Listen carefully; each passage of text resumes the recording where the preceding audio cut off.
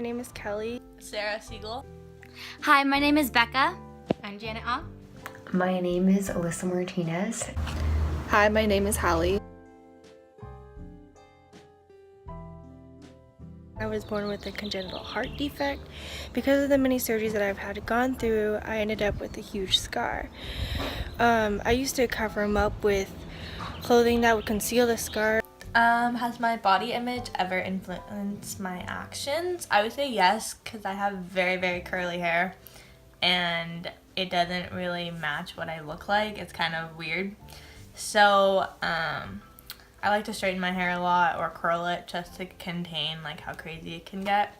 So by influencing my actions, that means like if I'm wearing a certain outfit and I think my hair looks better one way, I'll take time out of my day and do my hair for that. My perceived body image has affected my actions. Like if I was out at a restaurant, I would not get something that I actually want. I get something healthier, which is not always fun. Also, it kind of affects what I wear. My body image has affected my actions before.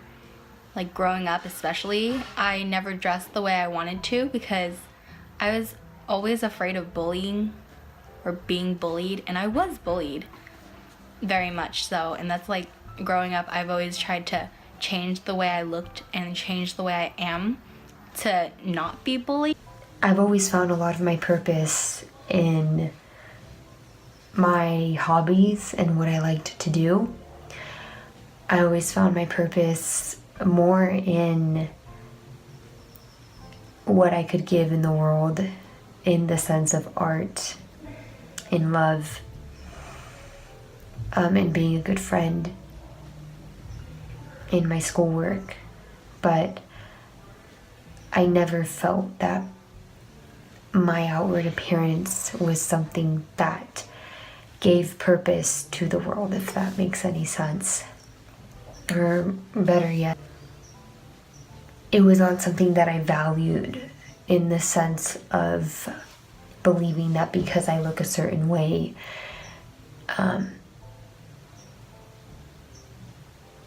I find all my purpose and all my meaning in being in that.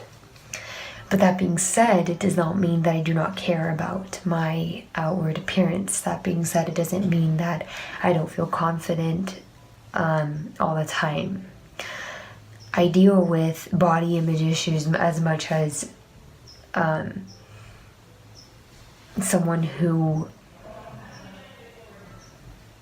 finds a lot of purpose in the way that they look and in the way that they present themselves. I think what's interesting, about outward appearance is that it's something that we automatically see.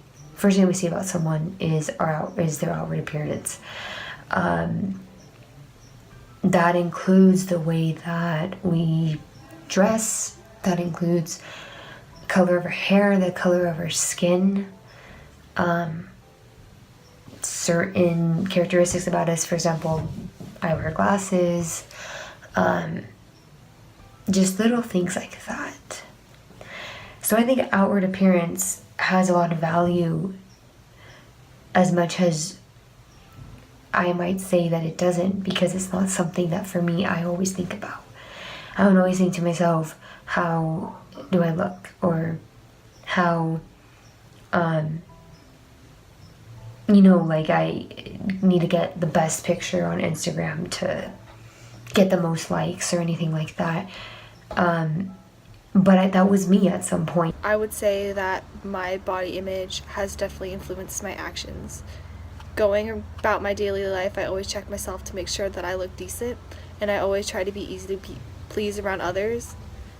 In the past, and even now, I am very conscientious about what other people think about me, and I always try to find the best response. When I'm with people my age, I also get really anxious when I don't leave a certain impression, and I feel like I must be constantly up to date in the latest celebrity and relationship drama in my life. And I feel pressured to watch TV shows and movies, especially shows like the Victoria's Secret fashion show.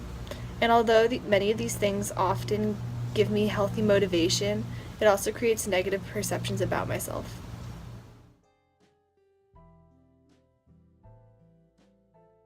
And My advice to my past self, or anybody who's been through surgeries like I have, is to wear them with confidence and see them as battle scars. If I had any advice to share with my past self or anyone else, is that no matter what your hair looks like, no one else knows the difference. It's only you. So who cares what it looks like? Because now I'm more open and I wear it curly all the time. So it doesn't really matter. Like, any advice that I would give would be like, don't even worry about it, because like no one, like, it's, you are who you are, and like you're just like, everyone's beautiful the way they are, and like not to worry about it, because like you're young and everything will be fine.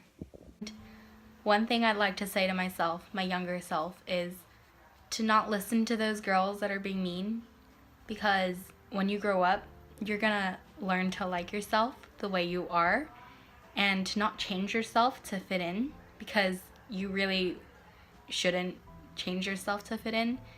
That doesn't change anything about who you are inside, and that's what really matters. If I were to talk about who I was back then, or to who the person I was back then, it would always be to stay true in your hobbies and in what you find purpose in, and that your looks are not something that is automatically gonna get someone to like you. For my past self, the best advice that I could give is to stop being so hard on yourself. I remember as a young girl feeling so pressured to be who others expected me to look and behave, and that anxiety has definitely been a journey into creating who I am today, and it's still not finished. And even now I feel obligated to impress my peers and maintain a certain reputation that isn't necessarily easy to do. For anyone else, I would say that you should love yourself first. Still trapped in the endless, easy to please behavior, I feel like I've lost some personality and identity, and I don't wish the same for others. Once you find out who you really are and what you're passionate about, and not letting anything else get in your way, I can tell you that it really does get better. And it took me many, many years to learn more about myself, and it really also does help to surround yourself with people who support and drive you to become a better person.